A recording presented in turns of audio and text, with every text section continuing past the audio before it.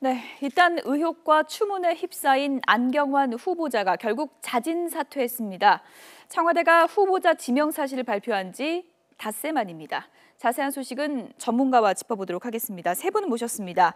이현종 문화일보 논설위원, 서양호 두문정치전략연구소 소장, 그리고 서정욱 변호사 나오셨습니다. 어서 오세요. 네, 안녕하세요. 네, 오전과 오후 입장이 바뀌었습니다. 주제어 보시죠.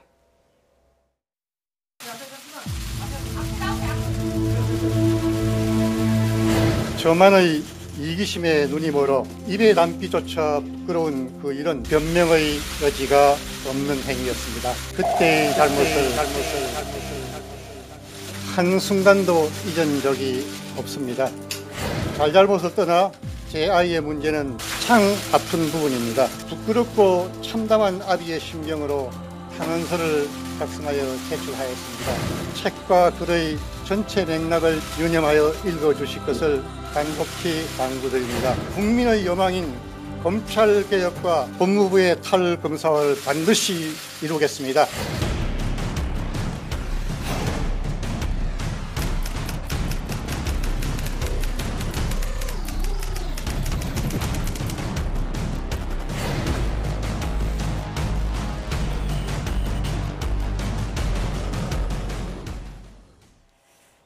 네, 결국 물러나기로 했습니다. 이현종 의원님. 네. 오늘 법무부도 분주했겠지만 저희 언론사도 상당히 그렇습니다. 바빴습니다. 네. 일단 뭐 좀 예상은 어느 정도 좀 됐지만 그래도 이렇게 빨리 사퇴할 것이라고는 좀 예상을 못했거든요. 원래 뭐 하면 내주 정도에 아무래도 이제 청와대 분위기도 일단 청문회는 좀 뭐 거쳐보고 하자. 그리고 오늘 사실은 뭐 나온 이야기들은 여당에 있는 이제 여당 소속 그 의원들도 여성 의원들도 사실 청와대에 이런 뜻을 전달했다는 것인데 일단 기류 자체는 일단 뭐 어느 정도 이제 청문회까지는 해보자라는 것이 이제 기류였는데 갑작스럽게 사퇴를 한 것 같습니다. 아마 그런 측면은 일단 오늘 오전에 그 혼인 뭐 본인 허위 혼인 신고 이 문제가 이제 불거진 이어서 아들의 문제가 상당히 좀 오후에는 상당히 문제가 좀 확산이 된 것 같아요. 특히 이 지금 아들이 이제 그 고등학교 시절에 어떤 그 부적절한 문제, 그 다음에 이제 이걸 토대로 해서 사실은 서울대에 이제 수시 합격을 해서 다녔거든요. 그렇다면 과연 그럼 서울대 수시 합격을 어떻게 이런 학생부 성적 기록을 가지고 했는가? 이런 또 의혹까지 지금 확산되면서 꼬리에 꼬리를 무는 그런 상황이었습니다. 그래서 아마 안경환 후보자 입장에서는 더는 만약에 버틸 경우에 오히려 언론이나 이런 데 더 추가적인 사실은 의혹들이 나올 수 있는 가능성이 충분히 있었기 때문에 일단 여기서 좀 조기에 끊어야 되겠다 이런 결심을 좀 한 것 같습니다. 예. 사퇴하겠다라는 입장을 밝히면서 이런 내용을 밝혔습니다. 다시 한번 내용을 제가 좀 보면서 알려드리겠습니다. 저는 오늘 이 시간부로 법무부 장관 청문 후보직을 사퇴합니다. 이렇게 밝혔습니다. 문재인 정부 개혁 추진에 걸림돌이 될 수 없어서 후보직을 사퇴하겠다. 이렇게 법무부를 통해서 본인의 입장을 밤 8시 좀 넘어서 이렇게 밝혔고요. 저는 비록 물러나지만 검찰개혁과 법무부 탈검사화는 꼭 이뤄져야 합니다. 저를 밟고 검찰개혁의 길에 나아가십시오.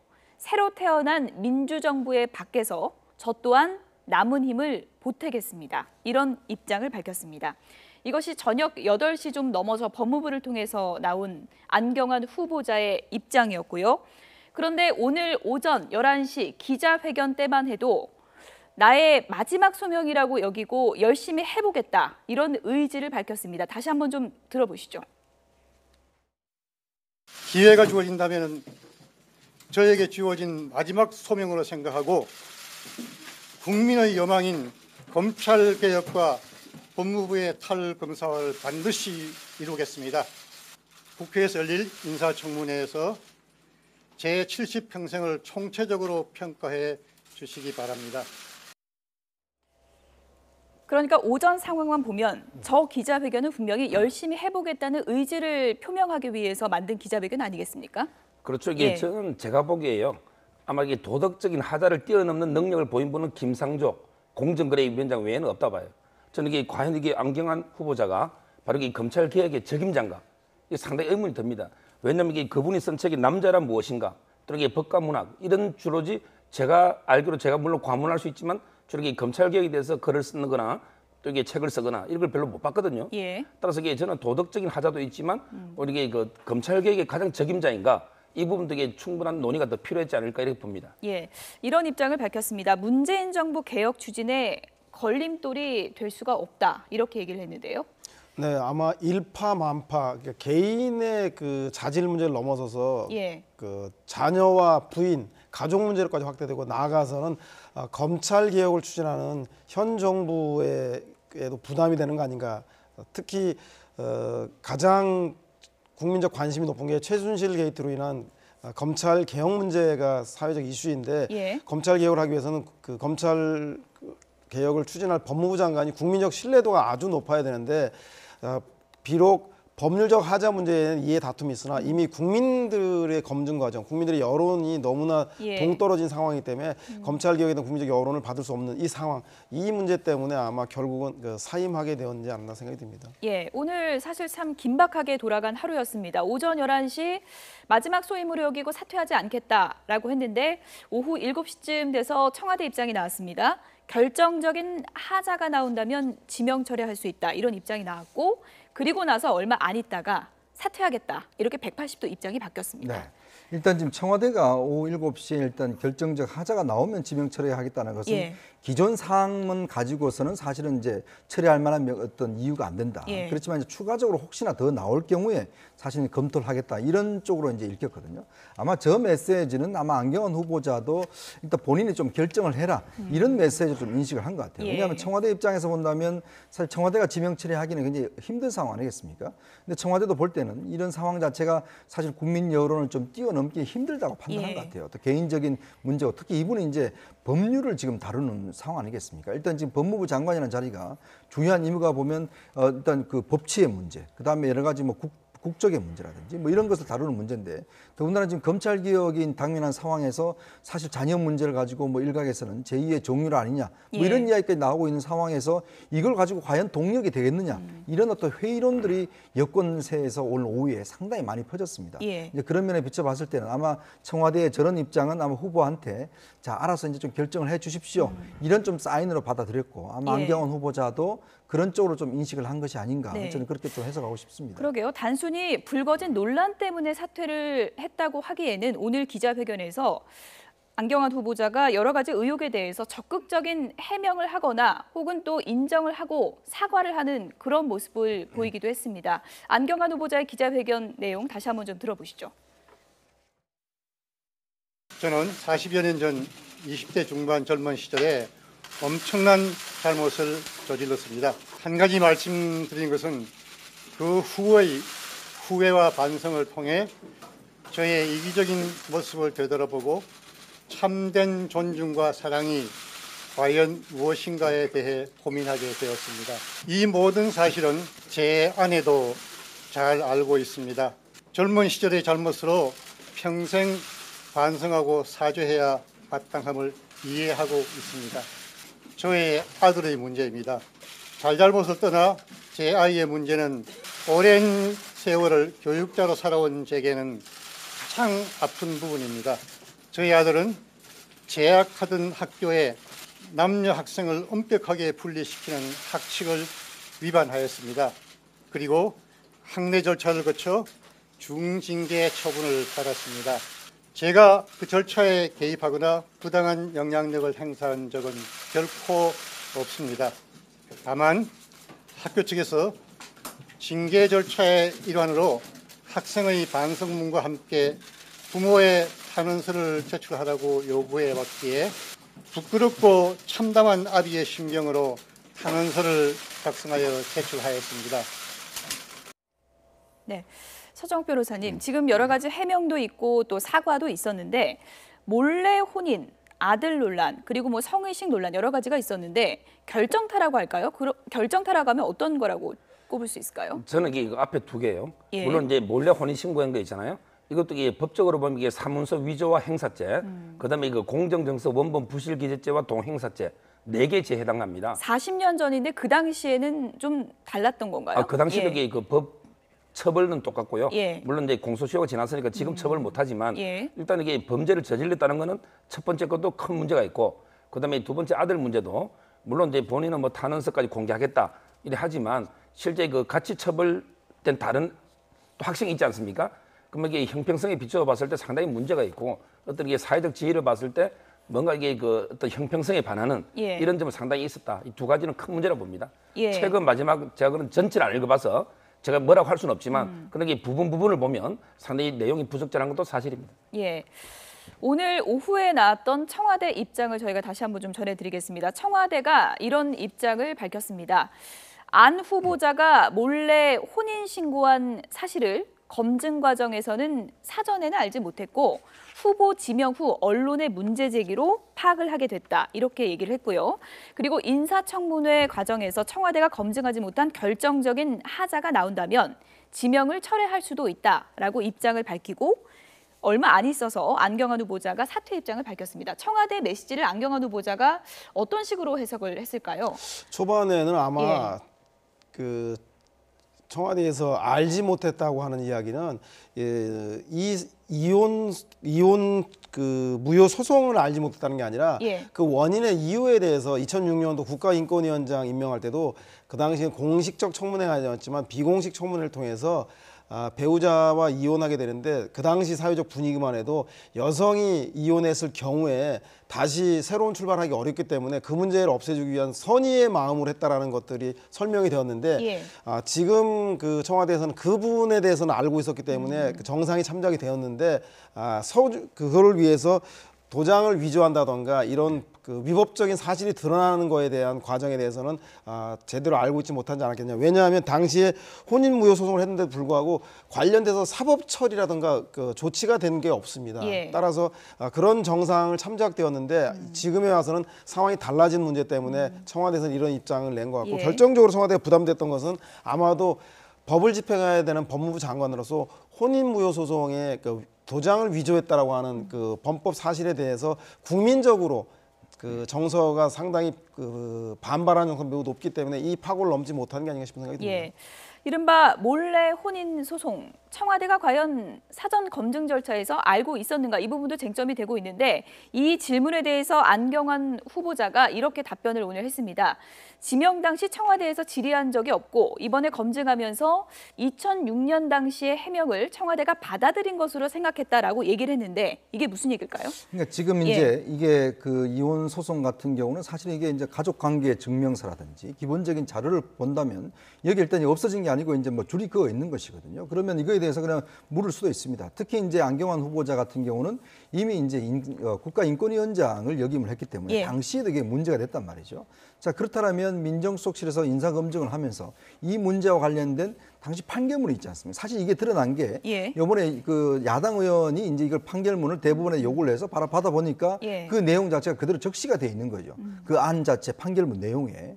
자, 그렇다면 이렇게 국회의원도 요구를 해서 받아들일 수 있는 것을 인사검증 담당자인 민정수석실에서 왜 파악을 못했는가? 그리고 그럼 2006년도에는 설명을 할 때 좀 선의로 예를 들어 그 여성을 위해서 내가 사실은 결혼했는데 그 여성의 어떤 그런 흠결 때문에 내가 뭐 적극적으로 이제 소송을 해서 없애줬다. 이런 쪽으로 하면 해명했을 가능성이 있을 것 같아요.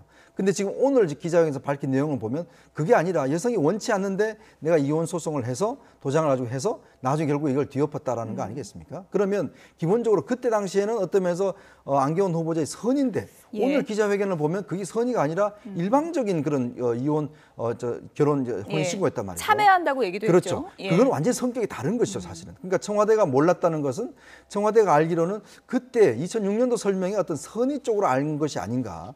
그리고 지금 오늘 기자회견 할 때 내용을 보면 그게 영 아니었지 않습니까? 그래서 청와대가 이런 내용은 몰랐다라고 이제 이야기를 하는 것이거든요. 그렇다면 청와대가 기본적으로 안경환 후보자한테 제대로 이 사실을 과연 물어봤는가?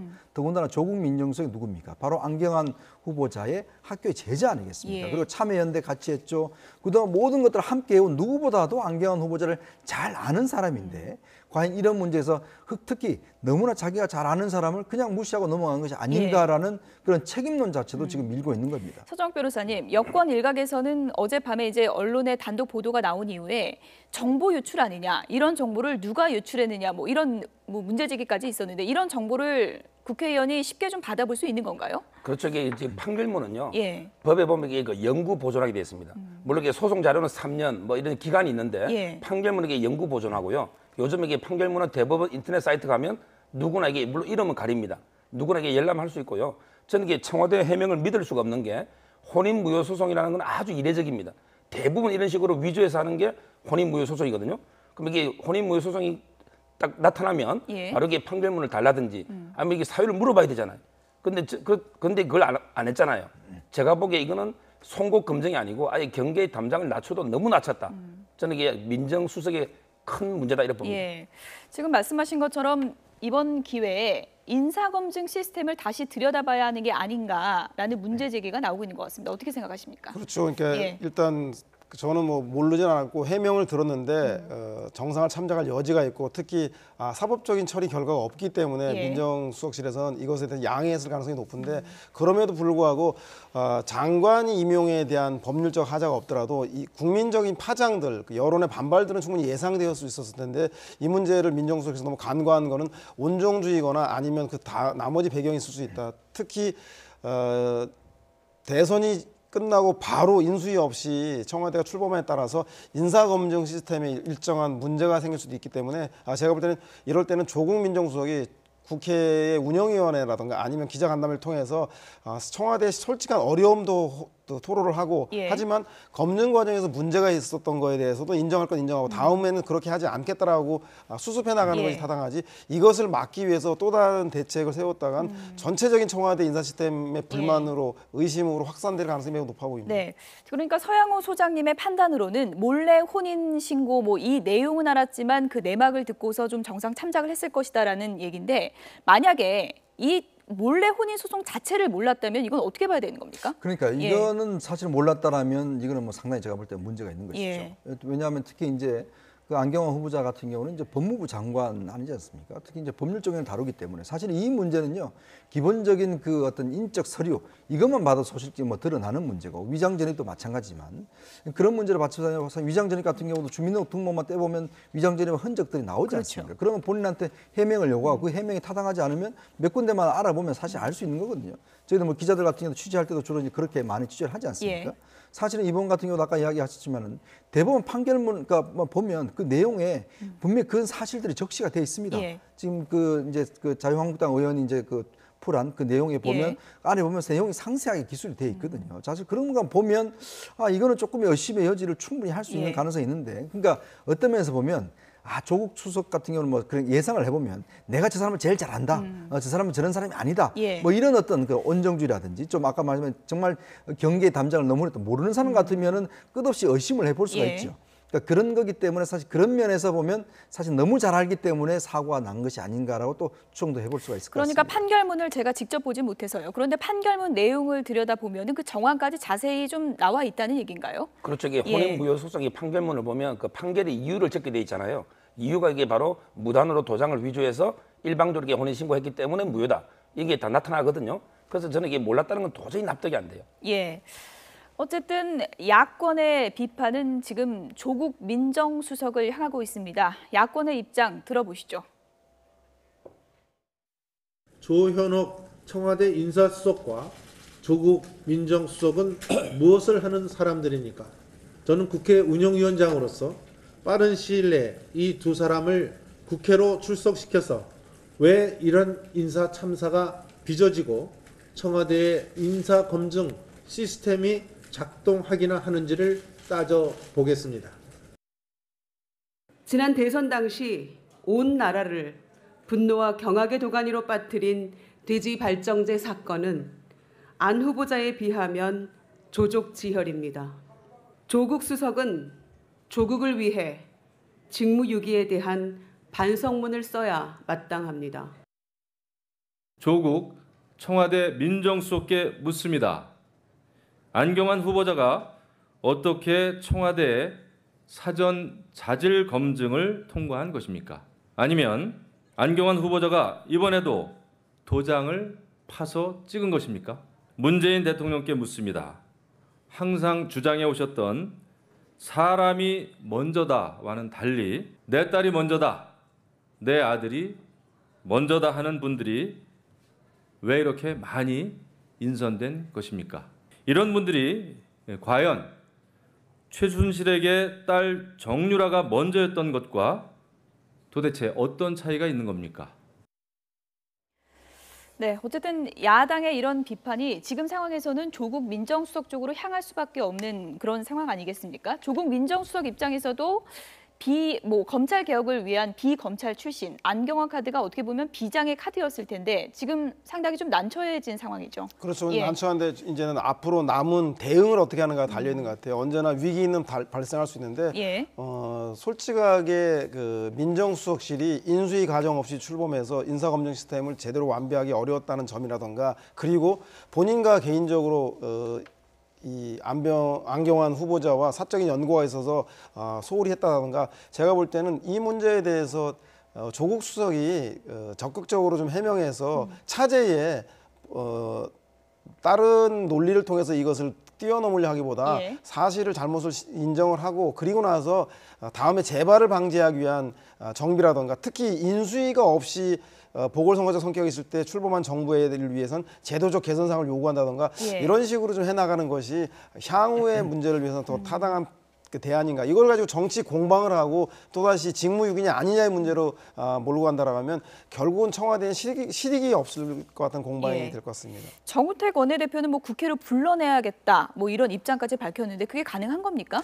지난번에 아시겠지만 민정수석은 원래 국회에 출석을 하지 않는 게 관례로 돼 있죠. 예. 그리고 이제 출석을 할 경우에 그때 아시겠지만 이제 사표를 쓰는 경우도 있었고 민정수석이 이렇게 국회 나와서 한 경우는 예전에 이제 참여정부 때 사실 그때 이제 지금 현재 문재인 대통령과 이런 분들이 나오신 적이 있지만 그 이후의 정부에서는 나온 적이 없습니다. 그러면서 비춰봤을 때는 사실 인사 담당자가 사실 나오기는 좀 힘든 상황인데 근데 문제는 이제 조국 수석이 사실 그동안 보면 이 인사 문제가 여러 가지 사실 수석되기 전에 굉장히 본인이 어떤 까다로운 그 기준을 설정한 게 있지 않습니까? 특히 이제 음주운전이라든지 이런 문제에 대해서 본인이 상당히 많은 비판을 했었는데 사실 이번에 안경화 후보자뿐만 아니라 지금 조대엽 그 후보자 지금 고용노동부 그렇죠. 후보자 같은 경우도 사실은 지금 그분도 사실 여러 가지 문제가 지금 걸려 있죠. 국민의당에서는 조대엽 후보자도 사퇴하라 이런 입장을 그렇죠. 지금 밝혔습니다. 음주운전에 또 본인의 그 회사와 관련해서 임금 체불 문제가 있었고 또 김상곤 후보자 같은 경우도 지금 논문 표절 문제 등등이 지금 제기되고 있지 않습니까? 그렇다면 이걸 뻔히 알면서 왜 통과를 했는가? 이런 사람을 이렇게 했는가? 이런 문제에 대한 근본적인 질문이 있어. 만약 이거 하나 건이면 실수했다라면 또 모르겠지만 지금 사실은 같이 있어 이 한 후보자들 같은 경우는 다들 하나씩의 큰 문제들이 즉 그것도 뭐냐면 담당 사무와 관련된 문제입니다. 예를 들어서 교육부 장관 같은 경우는 논문 표절, 그다음에 고용노동부 장관 같은 경우는 임금 체불, 어떤 자기의 임무와 관련된 지금 이번에 안경화 후보자 같은 경우도 사실 법적인 문제 아니겠습니까? 그렇죠. 그렇기 때문에 과연 우리 일반인 상식으로 봐도 이거는 좀 피해야 될 문제인데 왜 이걸 피하지 않고 했는가에 대한 좀 해명은 필요한 시점이 아닌가 싶습니다. 안경환 후보자가 오늘 사퇴하면서 법무부의 탈검사화는 꼭 이루어져야 합니다. 이런 입장을 밝히기도 했습니다. 그러니까 비검찰 출신 법무부 장관에 대한 다음 차기 임명자에 대해서도 그런 의지를 좀 나타낸 게 아닌가 그런 생각도 드는데요. 그렇죠. 제가 봐도 이게 검찰의 이미 셀프 개혁 이거는 이제 거의 힘들고요. 비검찰 출신이 오는 게 더 좋은 겁니까? 그렇죠. 이게 왜냐하면 검찰한테 스스로 자기 개혁, 셀프 개혁 맡긴 한데 거의 안 됐거든요. 따라서 이게 저는 외부의 비검찰 출신 오는까지는 찬성하지만 아까도 말했지만 이게 안경환 후보자가 과연 이게 적임자인가 이거는 좀 의문은 들어요. 예. 앞서 야당의 입장을 들어봤는데 이번엔 민주당 추미애 대표 어떤 입장을 나타냈는지 들어보시죠. 안경환 후보가 이 부분을 좀 어떻게 보시는지. 저는 각자 직분에 맞게끔 자기를 돌아보고 국민이 바라는 게 무엇인지 어떻게 처신해야 되는 것인지 이게 스스로 되짚어보면 된다고 생각해요. 크게 어려운 일 아니라고 생각해요. 사견이 아니고 당 대표로서 입장 직분에는 지켜보겠다.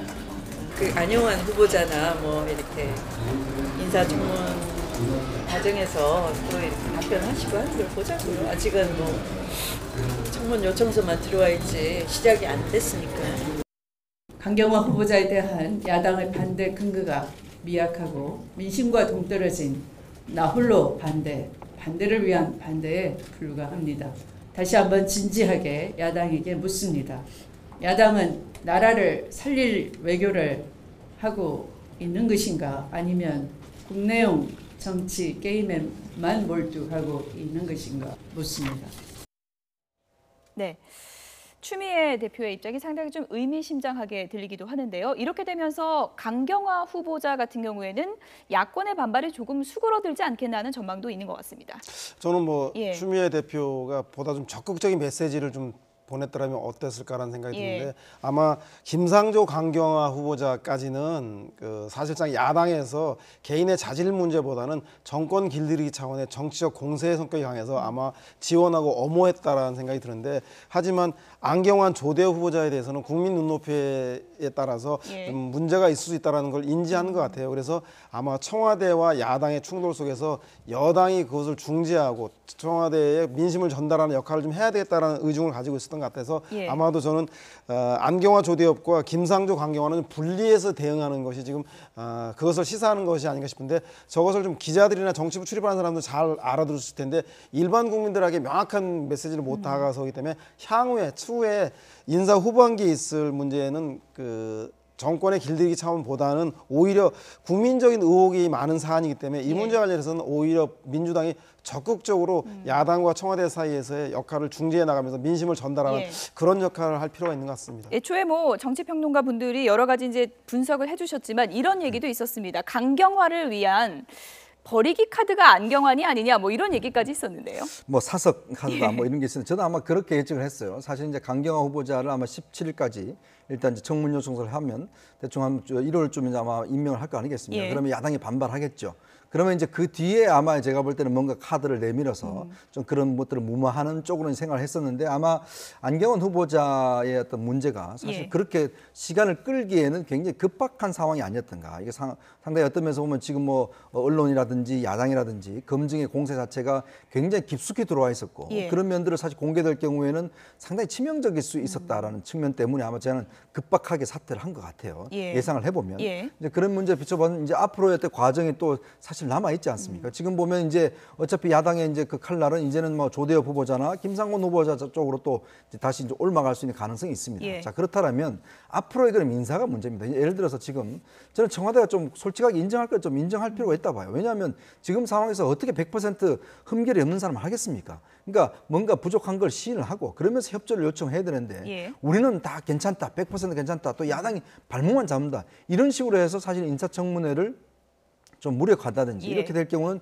야당 입장에서도 쉽게 물러날 수 없는 상황이기 때문에 아까 서양호 소장도 이야기했지만 이제 좀 청와대가 좀 솔직해질 필요가 있다. 그리고 또 국민들 앞에도 좀 이야기를 하면서 우리 어떤 현재 상황들을 좀 이야기해 줄 필요가 있다. 오히려 이런 것들이 정면 돌파하는 데는 유용하지 않을까 싶습니다. 어쨌든 문재인 정부 들어서 1호 사퇴가 나온 것이잖아요. 야당과의 지금 신경전이 팽팽한 상황에서 어떤 변수가 될까요?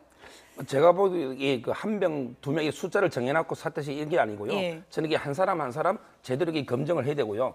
물론 이제 1호 사퇴 넣었지만 아까처럼 이게 김상곤 교육부 장관이든 또 이게 저는 국방부 장관도 상당히 방위사업체 경력이나 정관 예우 이런 분이 이것도 문제가 있고요. 또 이게 음주운전 우리 그 고용노동부 저는 이게 철저히 한 분 한 분 결부시키지 말고 따로 별도로 철저히 검증을 해야 된다 이렇게 봅니다.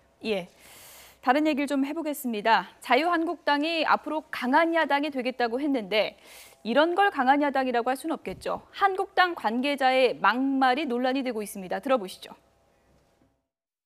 문재인이가 이제 오는 청와대를 전선해가지고 일을 시작했는데 적폐청산이라고 해가지고 정치보복을 시작해야 했습니다. 친북하는 정부하는 문재인은 우리 보수, 우리 주류 세력을 죽이려고 하고 있어요. 대청소란 얘기는 바로 보수를 쓸어버리겠다는 그런 얘기입니다. 상대가 아주 나쁜 놈이기 때문에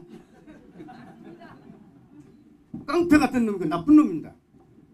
이런 놈을 상대로 해서 점잖게 나가다가는 나라 꼴이 안 됩니다. 국민의 지지를 받고 당선된 현직 대통령에 대한 전면적 부정이고 국민에 대한 모독입니다. 만약 아무런 조치를 하지 않으면 제1야당이 시정잡배 막말 수준의 생각을 가지고 있는 막말 정당이라고 규정할 수밖에 없다라고 하는 것을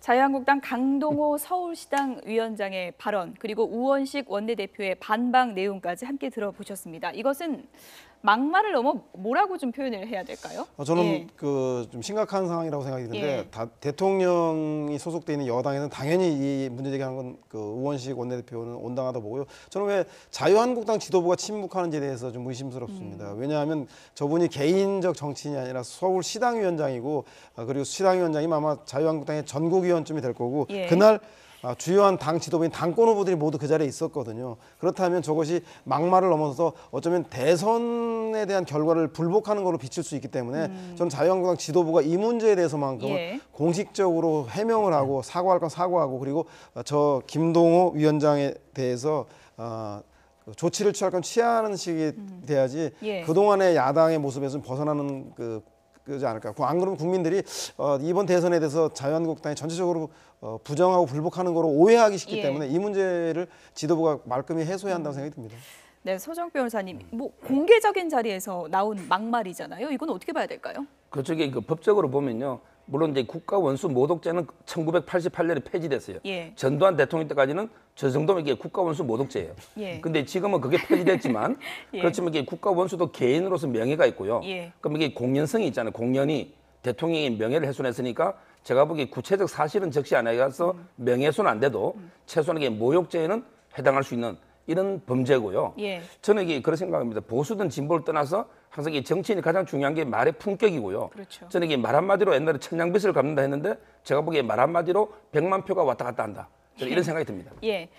그런데 오늘 입장을 바로 밝혔습니다. 이유 막론하고 사과한다라고 하면서 이제 중요한 얘기는 이겁니다. 내가 문재인 대통령을 지칭한 게 아닙니다라고 해명을 했는데 납득이 가십니까?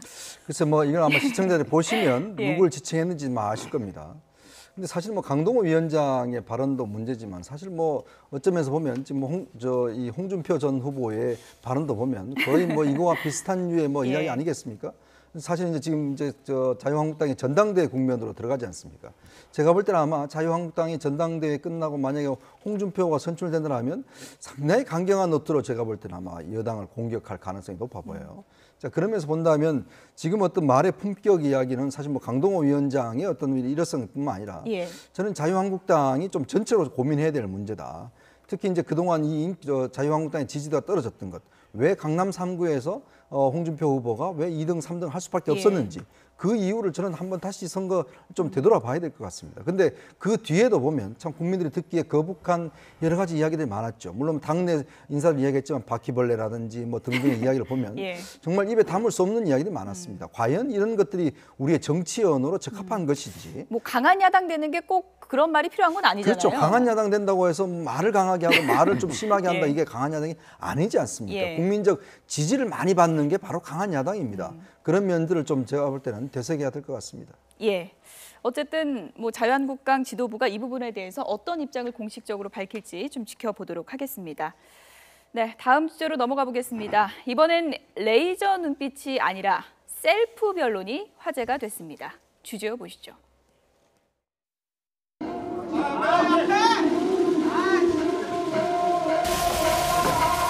국정농단 모른다는 입장 아직 유효하십니까? 법정에서 충분히 제 입장을 밝히겠습니다. 박근혜 전 대통령 재판 보면서 좀 어떻게 신경 느끼시는지. 안타깝죠. 현 정부 검찰 인사에 대해 어떻게 생각하십니까? 오늘 제가 재판받으러 왔기 때문에 그런 말씀을 드릴 자리는 아닌 것 같습니다. 국민들께 한 말씀 해주시죠. 오늘 재판받으러 왔기 때문에 성실히 재판 받겠다 그런 말씀 드립니다.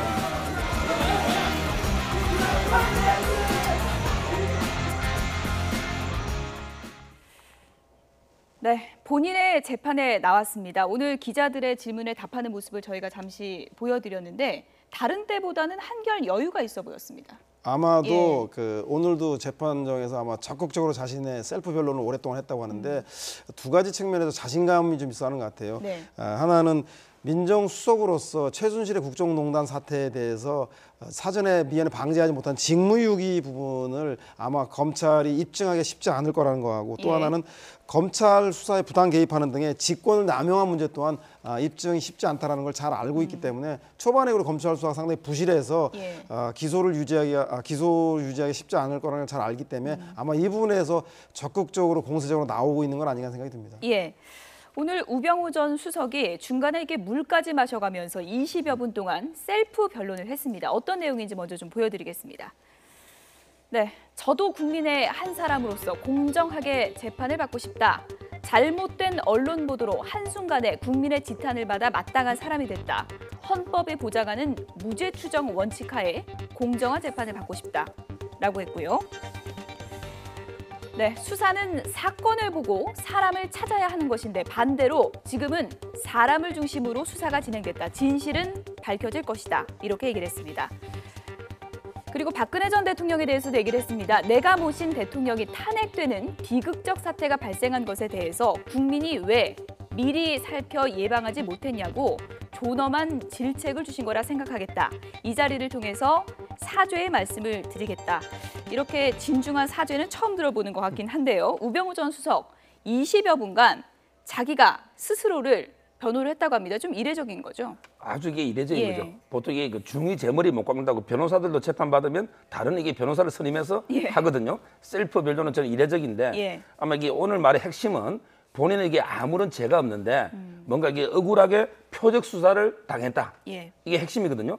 근데 제가 보기에 우병우 수석이 민정수석이 있을 때 정말 이게 반대 세력에 대해서 표적 수사를 많이 했지 본인이 이게 당한 겁니까? 저는 이게 오히려 본인이 표적 수사를 많이 한 거잖아요. 그래서 이게 상당히 설득력은 약하게 보입니다. 예, 이런 얘기도 했잖아요. 사건을 보고 사람을 찾아야 되는데 반대로 사람을 중심으로 수사를 했다. 참 이 말씀을 우병우 예. 수석한테 되돌리고 싶은 심정입니다. 예. 사실 우리 이렇게 국정농단이 되고 지금까지 어떤 여러 가지 민정수석의 무소불위의 권력을 휘둘렀던 사건이 다 이것 때문에 비롯됐지 않습니까? 즉 사건을 중심으로 한 게 아니라 사람을 중심으로 해서 어떤 사람을 잘라라 어떤 사람 하라고 해서 지금 직권 남용의 문제가 된 것이고 그동안의 검찰 수사가 보면 청와대 하명 수사라고 해서 문제가 된 것도 바로 이것 때문에 된 거 아니겠습니까? 참 본인 한 것은 전혀 물론 검찰이 참 몸 밝혀내서 지금까지 일단 이 법정에는 못 올려냈지만 예. 우리 국민들이 어느 정도 인식하고 있는 부분들이 충분히 있는 사실이거든요. 그러면서 비춰봤을 때는 정말 자기한테 한 이야기를 저렇게 법정에다 대고 뻔뻔하게 한다는 것 자체가 보면 국민들 입장에서 보면 참 이렇게까지 나라가 망가지는 데에 대해 상당한 기여를 한 민정수석이 책임 있는 분이 여전히 본인이 국민들에 대해서 한마디의 어떤 사과의 말씀 아까도 이야기했지만 국민들이 할 말씀 없습니까? 기자 내물으니까 재판 열심히 받겠다는 거 아니겠습니까? 참 그런 모습을 예. 또 국민이 볼 때는 여전히 반성하고 있지 않구나라는 그런 참 자괴감마저 듭니다. 네, 반성해야 될 부분이 많은 분인 거는 모든 국민이 이제 공감을 하는데 세 분이 모두 비판을 하시니까 공정하게 재판을 받아야 하는 거는 맞는 얘기 아니겠습니까? 그렇죠. 이게 예. 맞는 얘기인데 제가 보기에 결과는 저는 상당히 더 비관적으로 유죄 입증이 쉽지 않다 봐요. 예. 왜냐하면 이게 이분의 혐의가 직무유기와 직권 남용이에요. 예. 이게 동전의 양면이에요. 왜냐하면 이게 직무를 소극적으로 안 하면 세월호 유기고. 수사 압력은 그렇죠. 어떻게 되는 그건 이게 거예요? 직권 남용이죠. 예. 그러니까 직무를 소극적으로 안 하면 유기고 오히려 이게 너무 심하게 권한을 넘어서면 남용이거든요. 예. 근데 이게 원래 어려운 범죄고요. 근데 그보다 더 어려운 게 골든타임을 놓쳐버렸어요. 수사에. 왜냐하면 이게 초기에 검찰 안태근 국장과 통화 천재 이런 걸 다 압수수색해서 핸드폰부터 조사를 했어야 되는데 예. 전부 이게 기간을 다 놓쳐버리니까 나중에는 빈 껍데기밖에 안 돼서 제가 보기 공소 제기 후에 새로 수집된 증거가 없어요. 예. 그렇다면 이게 상당히 유죄 입증이 어렵겠다 이런 생각은 듭니다. 네, 여기까지 듣도록 하겠습니다. 이현종 문화일보 논설위원, 서양호 두문정치전략연구소 소장, 그리고 서정욱 변호사 세 분이었습니다. 고맙습니다. 감사합니다.